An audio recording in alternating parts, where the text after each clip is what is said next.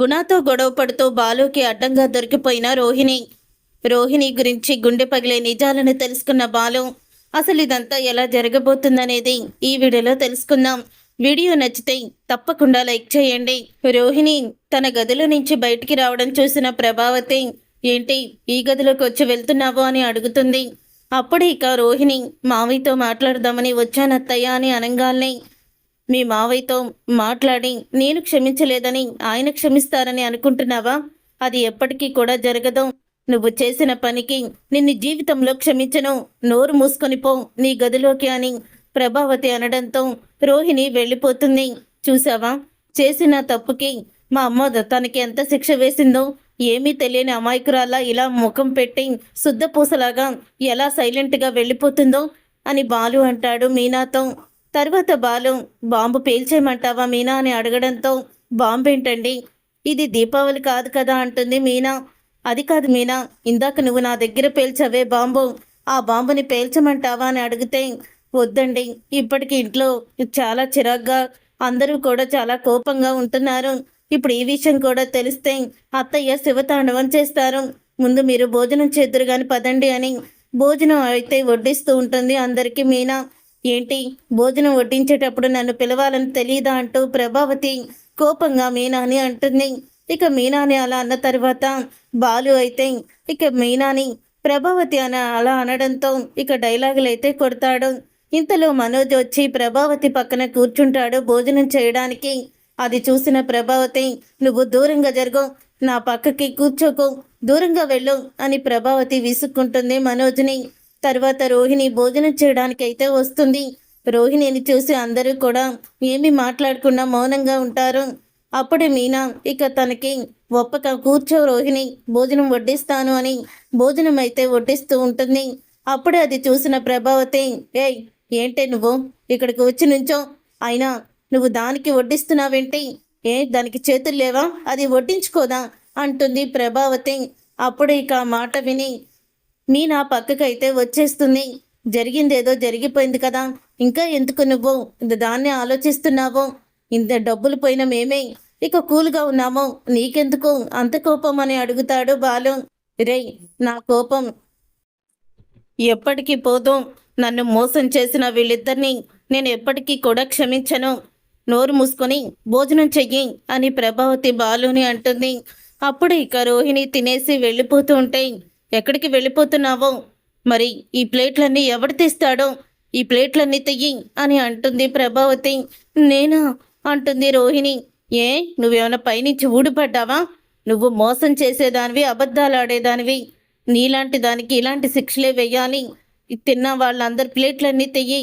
ఏ మీనా, నువ్వు లోపలికి వెళ్ళి ఏదైనా పని చూసుకుంటే చూసుకో, లేకపోతే నువ్వు భోజనం చెయ్యి. ఈ రోజు నుంచి నీతో పాటు ఇది కూడా ఇంట్లో చాకరీ చేస్తుంది అని ప్రభావతి అనగానే ఒక్కసారే షాక్ అయిపోతూ ఉంటుంది రోహిణి. ఏంటత్తయ్య, ఎందుకు నన్ను ఇంతలా శిక్షిస్తున్నారు, బాధ పెడుతున్నారు అని అడుగుతుంది రోహిణి. నువ్వు ఆ మాట అనే అర్హత కూడా నీకు లేదు. నోరు మూసుకొని నేను చెప్పినట్టు చెయ్యి, లేకపోతే బయటికి పో అని అనగానే అప్పుడే రోహిణి ఏమీ అనలేక వెళ్ళి ఇక సింకులో పెట్టి ఆ గిన్నెలన్నీ కూడా తోముతుంది. నేను తోముతాలో రోహిణి, నీకు అలవాటు లేదు కదా అని అనడంతో, ఏ మీనా, నీకేమన్నా చెవుడా, నీకు వినిపించదా? దాని పని అది చూసుకుంటుంది, నీ పని నువ్వు చూసుకో అని అంటుంది ప్రభావతి. అప్పుడు ఇక ఇదంతా చూసి శృతి అయితే, వామ్మో, అత్తయ్య నా చేత కూడా ఇలా చేయిస్తుందా ఏంటి అని కంగారు పడిపోతూ ఉంటుంది. ఇంతలో ఇక బాలు అయితే, ఏంటి డబ్బుడమ్మా, రేపు నీకు కూడా ఈ పరిస్థితి వస్తుందేమని భయపడుతున్నావా? నువ్వేమీ భయపడకలే, నీకు ఈ పరిస్థితి రాదు.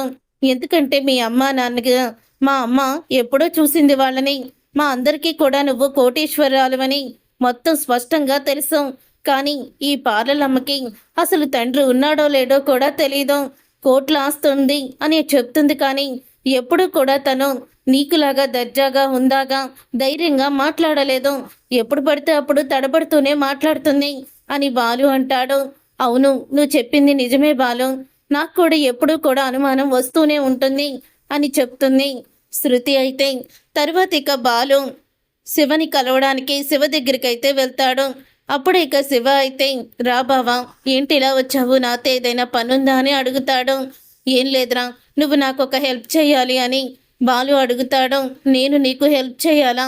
అదేంటి బావా హెల్ప్ చేయాలి అని అంతలా బ్రతిమలాడుతున్నట్టు అడుగుతున్నావు? నువ్వు నాకు జీవితాన్ని ఇచ్చావు, నువ్వు చెప్పినట్టు నేను ఏదైనా చేస్తాను బావా అని అంటాడు శివ. ఏం లేదురా, నువ్వు మళ్ళీ గుణ దగ్గరికి పనిలోకి వెళ్ళాలి అని అనగానే ఒక్కసారే షాక్ అయిపోతూ ఉంటాడు శివ. ఏం మాట్లాడుతున్నావు బావా? నేను మళ్ళీ గుణ దగ్గరికి పనికి వెళ్ళడం ఏంటి? ఇప్పుడు నేను గుణ దగ్గరికి పనికి వెళ్తే వాడు మళ్ళీ నన్ను ఎంత లోకుగా చూస్తాడో. అయినా వాడితో చేతులు కలిపి మళ్ళీ నేను నా తల్లిని నా తోడబుట్టిన వాళ్ళని ఏడిపించాలని అనుకోవడం లేదు బావా అని అంటాడు శివ. లేదులేరా, ఇదంతా నువ్వు కావాలని ఆడుతున్న నాటకమే తప్ప శాశ్వతంగా నువ్వు గుణ దగ్గర ఉండాల్సిన అవసరం లేదు అని బాలు చెప్తాడు. నువ్వన్నది నాకేమీ అర్థం కావడం లేదు అని అంటాడు శివ. అదేరా, ఇప్పుడు నువ్వు గుణ దగ్గరికి వెళ్తావు. ఆ గుణ దగ్గరికి ఏదో ఒక రోజు రోహిణి ఖచ్చితంగా వెళ్తుంది. అప్పుడు రోహిణి గురించి నాకు ఇంకా ఇన్ఫర్మేషన్ దొరుకుతుంది. ఇంట్లో ఈ విషయం గురించి చెప్పడానికి నా దగ్గర సాక్ష్యాలు లేవు. సాక్ష్యాలు లేకుండా నేను చెప్పానంటే మా అమ్మ ఉగ్రకాళిలా మారిపోతుంది. అందుకని నేను ఈ ప్లాన్ చేశాను అని అంటాడు బాలు. బాలు అలా అనేసరికి శివ, సరే బావా, నువ్వు చెప్పినట్టే చేస్తాను. నేను మంచివాడిలా తన వైపు మనిషిలాగా మారిపోయినట్టు గుణ దగ్గరికి వెళ్తాను. ఇక గుణ దగ్గరికి వెళ్ళి అక్కడే మళ్ళీ నేను తిరిగి ఏదైతే జాబు వదిలేసుకున్నానో అదే జాబ్లోకి వెళ్తానో చెప్తాడు. అప్పుడే ఇక శివ అయితే, రై, ఒక్కడు మాత్రం గుర్తుపెట్టుకో, కేవలం నిన్ను ఇక్కడి నుంచి నేను పంపిస్తుంది నా అవసరానికి, అంటే కొంతమంది నిజస్వరూపం బయటపడడానికి, అంతే తప్ప మళ్ళీ నువ్వు అక్కడికి వెళ్ళి తీరా వాడు మాయ మాటలు విని మళ్ళీ మొదటి శివలాగా మారుకో. ఇప్పటి వరకు జరిగింది చాలు. మీ అక్కలు మీ అమ్మ అనుభవించిన బాధల్ని చాలు. ఇంకా ఏ జోలికి కూడా నువ్వు వెళ్ళొద్దు అని అంటూ ఉంటే, బావా, ఇంత జరిగాక కూడా నేను ఎందుకు వెళ్తాను బావా, నేను అస్సలు కూడా వెళ్ళను అని చెప్తూ ఉంటాడు శివ. తర్వాత ఇక శివ అయితే గుణ దగ్గరికి వెళ్తాడు. శివ గుణ దగ్గరికి వెళ్ళి ఇలా అడుగుతూ ఉంటాడు, గుణ అన్న అని అనగానే, ఏంటి గుణ అన్ననా? మొన్నటి వరకు గుణానే కదరా అన్నావు. అవును, ఇటెందుకు వచ్చావు? నువ్వు మొత్తం కూడా మానేసావు కదా. మానేసినప్పటికీ నువ్వు ఇక్కడికి రావాల్సిన అవసరం ఏంటి అని అడుగుతాడు గుణ. నన్ను క్షమించు గుణ, నన్ను క్షమించు. నేను చాలా పెద్ద తప్పు చేశాను. నేను మాత్రం మా అక్క మా బావ మాటలు విని నిన్ను చాలా బాధ పెట్టాను అని శివ అయితే తన తరపు మారిపోయినట్టు నటించేస్తూ ఉంటాడు గుణ దగ్గర. ఇక శివ అలా అంతలా నటించేస్తూ ఉంటే గుణ అబద్ధమని ఎందుకు అనుకుంటాడు? అస్సలు కూడా డౌట్ రాదు గుణకి. నువ్వు మళ్ళీ మారిపోయి మా దగ్గరికి వచ్చినందుకు చాలా ఆనందంగా ఉంది శివ అని చెప్తాడు గుణ. ఆ మాట విని, నేను ఇదివరకులాగే నా జాబ్ని నేను చేసుకుంటాను గుణ, నాకు మళ్ళీ అదే జాబ్ని ఇప్పించు అని చెప్పి అడుగుతాడు శివ. నువ్వు ఎప్పుడెప్పుడు ఎదురొస్తావా అని అక్కడ తాత్కాలికంగానే మనిషిని పెట్టాను, కానీ నిన్ను మాత్రం నేను పూర్తిగా తీసేయలేను. ఎందుకంటే నా గురించి ఏదో ఒక రోజు నువ్వు నిజం తెలుసుకొని మళ్ళీ నా దగ్గరికి వస్తావనే నమ్మకం నాకుంది. కాబట్టి నేను నిజాన్ని చెప్పలేదు అని, నేను నీకోసమే ఎదురు చూస్తున్నానని గుణ అయితే ఇక 4 డైలాగులు అయితే కొడతాడు శివ దగ్గర. తర్వాత శివ తన డ్యూటీలో జాయిన్ అవుతాడు. ఇక శివని చూసి మిగతా రౌడీలు అయితే, అన్నా, వీడు మంచివాడిగా మారిపోయాడు కదా, వీడి మాటలు నమ్మి మళ్ళీ మీరు అదే ప్లేస్ని అతనికి ఎందుకు ఇచ్చారు అని అడుగుతూ ఉంటే, వాడు పూర్తిగా మారిపోయాడ్రా, వాడి మాటే నాకు అర్థమవుతుంది. ఆ శివగాడు వాడంతే, ఎవరు బాగా చూస్తే వాళ్ళ వైపుకే తిరుగుతాడు తప్ప మరొకరిని పట్టించుకోవడం. అందుకని వాడి వీక్నెస్ పాయింట్ అదేని నేను వాడు మళ్ళీ తిరిగి వస్తాడనే కాన్ఫిడెన్స్ మీదే ఉన్నాను. మొత్తానికి వాడు మళ్ళీ తిరిగి వచ్చాడు అని గుణ అనుకుంటూ ఉంటాడు. తర్వాత రోహిణి బయటికైతే వస్తుంది. బయటికి వచ్చిన రోహిణి ఇక విద్యాని కలిసి విద్యాని కౌగిలించుకొని చాలా బాధపడుతూ ఏడుస్తూ ఉంటుంది, ఎమోషనల్ అవుతుంది. అప్పుడే విద్య రోహిణిని చూసి, ఒసే, ఇదంతా కూడా మళ్ళీ జరుగుతుందని నేను ముందు నుంచి నిన్ను మొత్తుకుంటూనే ఉన్నాను. నువ్వు అసలు నన్ను ఎక్కడ వినిపించుకున్నావో? నిజాన్ని బయట పెట్టే ఎన్ని రోజులని మోసం చేయలేవు. నిజాలు బయటకు వస్తాయని ఎన్నిసార్లు చెప్పానే నీకు, కానీ నువ్వేమన్నా నా మాట విన్నావా? ఇప్పుడు చూడు ఏం జరిగిందో. ఇప్పుడు ఒక్క చిన్న విషయానికే మీ అత్తగారు నిన్ను అంతలా కొట్టిందే. అసలు నువ్వు కోటీశ్వరాలవి కాదని, నీకు ఆల్రెడీ పెళ్ళయ్యి ఒక కొడుకున్నాడన్న నిజం తెలిస్తే ఇక మీ అత్తగారు నిన్ను లోపలికి కూడా రానివ్వదు, బయటికి గెట్టేసి తను తాళం వేసేస్తుంది అని చెప్పడంతో ఒకేసారి అప్పుడు ఇక రోహిణి మరేం చేయమంటావి? ప్రతిసారి కూడా నేను ఏదో ఒక రకంగా నిజం చెప్పాలని ప్రయత్నిస్తూ వస్తున్నాను. కానీ ఇంతలోనే ఏదో ఒకటి జరగడం, ఇలా గొడవలు జరిగి ప్రశాంతంగా ఉండలేకపోవడం ఇవన్నీ కూడా జరుగుతున్నాయి. ఎప్పటికప్పుడు చెప్పాలని అనుకున్నాను అని అంటూ ఉండగా ఇంతలో ఇక బైక్ మీద వెళ్తున్న దినేష్నైతే ముందు విద్య అయితే చూస్తుంది. ఇక విద్య చూసి షాక్ అయిపోతూ ఉంటుంది. అప్పుడు ఇక విద్య ఫోన్ కూడా తీస్తుంది. ఒసే రోహిణి, దినేష్ గాడే అని చూపిస్తుంది. అప్పుడు ఇక రోహిణి దినేష్ని చూసి షాక్ అయిపోతాం. అవును, వాడు దినేష్ గాడే. అదేంటి, వీడు కేరళలో వైద్యం చేయించుకోవాలి కదా, ఇక్కడున్నాడేంటి అని రోహిణికి విద్యకి అనుమానం వస్తుంది. అప్పుడే ఇక గుణ మనల్ని మోసం చేశాడా అని తనకి కన్ఫ్యూజ్ అవుతుంది రోహిణికి. అప్పుడే వెళ్ళి పదే అడుగుదాం, ఆ గుణాన్ని అడిగితే ఏదోటి చెప్తాడు కదా అని ఇద్దరు కూడా ఇక గుణ దగ్గరికి అయితే బయలుదేరి వస్తారు. ఇంతలో అప్పుడే శివ అయితే నాకు పనుంది గుణ, నేను ఇప్పుడే వస్తాను అని ఇక బయటికైతే వెళ్తాడు. అలా గుణ నుంచి శివ అయితే బయటికి వెళ్ళేటప్పుడు అనుకోకుండా రోహిణి విద్య అయితే కోపంగా గుణ దగ్గరికి రావడం గమనిస్తాడు శివ. వీళ్ళిద్దరూ కూడా వస్తున్నారు అంటే ఇప్పుడు డబ్బుల గురించి అయితే అయ్యుంటుంది. అసలు విషయం ఏంటో తెలుసుకోవాలి. బావ నన్ను అందుకే కదా ఇక్కడ పెట్టాడు. గుణాకేమో నేను వెళ్తున్నానని బయట చెప్పేసి వచ్చేసాను కాబట్టి బయటికి ఇక నేను వెళ్ళిపోయానని అనుకుంటాడు. నేను ఇప్పుడు వీళ్ళిద్దరిని ఫాలో అవుతూ వెనకాల కిటికీ నుంచి లోపలికి చూస్తే ఖచ్చితంగా వీళ్ళు ఏం చేస్తున్నారో తెలిసిపోతుంది అని అనుకుంటూ అప్పుడే ఇక తనైతే అంటే శివ అయితే ఇక వెనక వైపు నుంచి గది దగ్గర కిటికీ దగ్గరికి అయితే వెళ్తాడు. రోహిణి విద్య రావడంతో వాళ్ళిద్దరిని చూసి గుణ, ఏంటి రోహిణి మళ్ళీ వచ్చావు, ఏదైనా డబ్బులు అవసరమా అని అడుగుతాడు. ఎందుకు నా దగ్గర అబద్ధం చెప్పావు అని రోహిణి నిలదీస్తూ ఉంటుంది. అప్పుడే గుణాని ఇదంతా కూడా శివ వీడియో తీస్తూనే ఉంటాడు. అప్పుడే ఇక గుణ, నేను నిన్ను మోసం చేయడం ఏంటి, కాసేపు కూర్చో మాట్లాడుకుందాం, నువ్వేంటో ప్రెస్టేషన్ మీద ఉన్నావు. అవును, మీరేదో విల్లా కొన్నారని 30 లక్షలు అడ్వాన్స్ కట్టించుకొని వాళ్ళెవరో మిమ్మల్ని మోసం చేసి పారిపోయారని తెలిసింది, నిజమేనా అని అడుగుతాడు గుణ. నిజమే, అందరూ కూడా మరి నీకులాగే ఉంటారని నేను గమనించుకోలేక వాడి మొఖాన 30 లక్షలు పోసాము అని చెప్తుంది రోహిణి. అంటే నేను మోసగాన్నా, ఏం మాట్లాడుతున్నావు నువ్వు అని గుణ అంటాడు. అప్పుడే ఇక గుణతో గొడవ పడుతూ, ఆడపిల్ల సహాయం కోరి వస్తే నువ్వు నన్నే అడ్డం పెట్టుకొని నాకే మళ్ళీ డబ్బులు డిమాండ్ చేసి బ్లాక్మెయిల్ చేస్తావా అని రోహిణి నిలదీస్తుంది. ఏం మాట్లాడుతున్నావు నువ్వు, నేను నిన్ను బ్లాక్మెయిల్ చేయడం ఏంటి అని అడుగుతూ ఉంటాడు గుణ. దినేష్ గాడు ఎక్కడున్నాడు ఇప్పుడు అని అడుగుతుంది రోహిణి. దినేష్ గాడు కేరళ వైద్యం చేయించుకుంటూ కేరళలోనే ఉన్నాడు, ఇక్కడెందుకుంటాడు అని గుణ అనడంతో, అవునా ఇది కేరళనా అని తీసిన ఫోటోనైతే చూపిస్తుంది.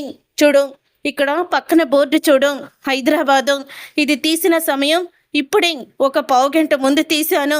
ఇప్పుడేమంటావు, ఆ దినేష్ గాడు కేరళ నుంచి వచ్చి ఇక్కడ రాజమండ్రిలో తిరుగుతున్నాడా అని అడుగుతుంది రోహిణి.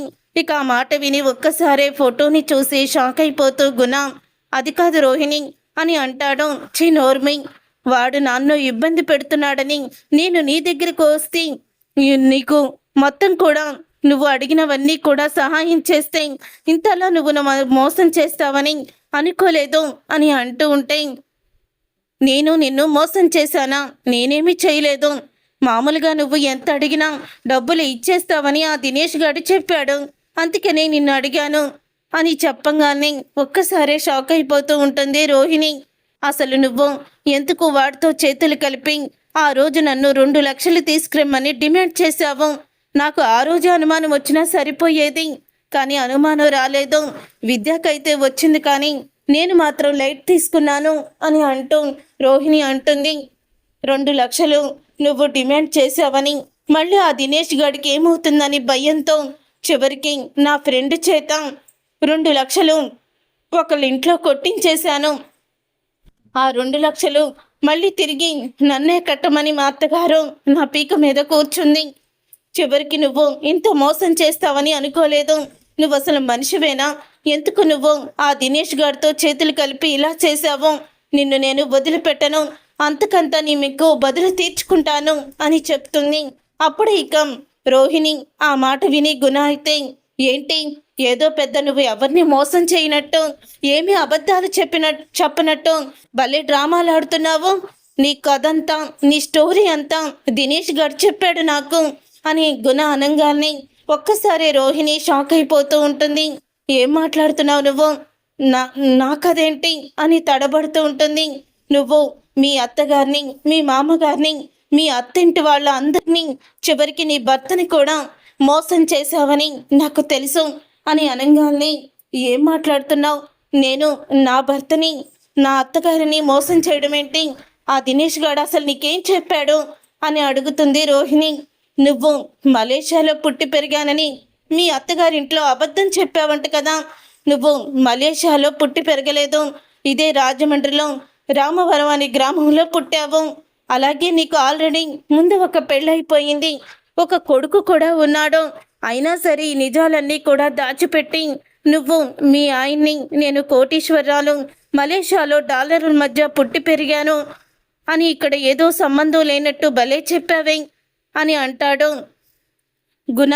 ఇక గుణ అలా అనేసరికి ఒక్కసారే షాక్ అయిపోతూ రోహిణి అయితే, రే మీరెంత పని చేశారా, మీరిద్దరూ ఒకటయ్యి నన్ను ఇలా బ్లాక్మెయిల్ చేస్తారా మీరు అని రోహిణి వెంటనే కాలర్ పట్టుకుంటుంది. అప్పుడే రోహిణి అయితే గుణాని కాలర్ పట్టుకోగానే ఇక గుణ అయితే రోహిణి చేతుల్ని గట్టిగా విదిలిస్తాడు.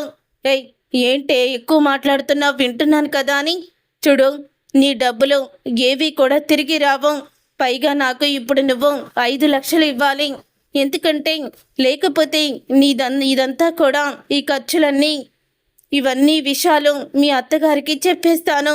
నువ్వు నా దగ్గర డబ్బులు అప్పు తీసుకున్నావని, ఆ డబ్బులు అసలు వడ్డీ కలిపి 25 లక్షలు అయిందని కూడా అంటాను అని గుణ అనంగానే రోహిణి షాక్ అయిపోతాం.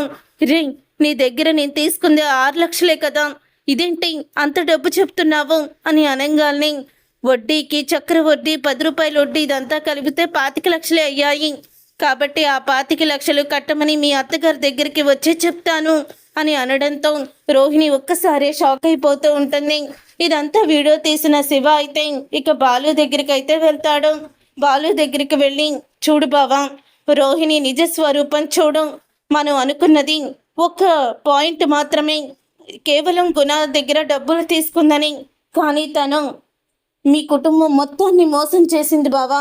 ఎంత మోసం చేసిందంటే మీరందరూ తలదించుకునే అంత మోసం చేసింది అని చెప్తాడు శివ. రే నువ్వు చెప్తుంటే నాకు ఎందుకో చాలా అనుమానాలు వస్తున్నాయి, అసలు ఏం జరిగింది, రోహిణి గుణ దగ్గరికి వచ్చి ఏం మాట్లాడింది అని అనగానే మొత్తం నిజాలన్నీ కూడా ఇక వీడియో తీశాడు కదా, ఆ వీడియోనైతే చూపిస్తాడు. ఇక ఆ వీడియో చూసి ఒక్కసారే షాక్ అయిపోతూ ఉంటాడు బాలు. ఇక వీడియోని చూసి అంటూ ఉంటాడు, ఏంటి తను కోటీశ్వరాలు కాదు, పైగా తనకి ఆల్రెడీ ముందు పెళ్ళి అయిపోయి ఒక కొడుకు కూడా ఉన్నాడా అని షాక్ అయిపోతూ ఉంటాడు బాలు. అయితే ఇక బాలు షాక్ అయిపోతూ ఉండగా అప్పుడే శివ, అవును బావా ఇవన్నీ కూడా నిజాలే, ఇప్పుడు తన గురించి నువ్వు ఎటువంటి నిర్మోహమాటం లేకుండా నిజాన్ని బయట పెట్టచ్చు అని అంటూ ఉంటాడు శివ. అయితే అప్పుడే ఇక బాలు, నువ్వు చెప్పింది నిజమే, కానీ ఈ విషయం ఇంట్లో తెలిస్తే మా అమ్మ మా నాన్న ఆ మనోజ్ గాడు ఎలా రియాక్ట్ అవుతారో, వాళ్ళకి ఎటువంటి పరిస్థితి వస్తుందని భయమేస్తుంది ముందు అని అంటూ బాలు చెప్పడంతో, నిజం నిప్పు లాంటిది బావా, ఏ రోజైనా బయటపడాల్సిందే, అందుకని నువ్వు ఖచ్చితంగా ఈ విషయాన్ని ఇంట్లో అందరికీ చెప్పు. ఇప్పటి వరకు నెత్తిన పెట్టుకొని ఆవిడ గారిని, మా అక్కని మీ అమ్మ ఎంతో హింసించింది, కనీసం మా వాళ్ళు వెళ్తే భోజనం దగ్గర నుంచి కూడా వాళ్ళు లేచిపోయి వెనక్కి వచ్చేసారట, అలాంటి పరిస్థితులు మా అక్కకి ఉండకూడదంటే ఇప్పుడు పెద్ద కోడలు బండారాన్ని బయట పెట్టాలి, అప్పుడు మీ అమ్మగారికి నేనే కదా ఏరుకొని తనని పెళ్లి చేసుకున్నాను, ఇప్పుడు ఏమైంది, నా పరిస్థితి ఏంటి అని మీ అమ్మకి గట్టిగా తెలియాలి, మా అక్క గొప్పతనం అప్పుడే బయటపడుతుంది అని అంటాడు శివ. చూసారుగా ఫ్రెండ్స్, రాబోయే కథలో ఖచ్చితంగా ఇలాగే జరగబోతుంది. రోహిణి గురించి, రోహిణి మొదటి పెళ్లి గురించి నిజం తెలుసుకున్న బాలు ఇప్పుడు అందరి ముందు ఈ వీడియోని చూపించి నిజాన్ని బయట పెడతాడా అనేది రాబోయే కథలో తెలుసుకుందాం. ఈ వీడియో మీకు నచ్చితే తప్పకుండా లైక్ చేయండి.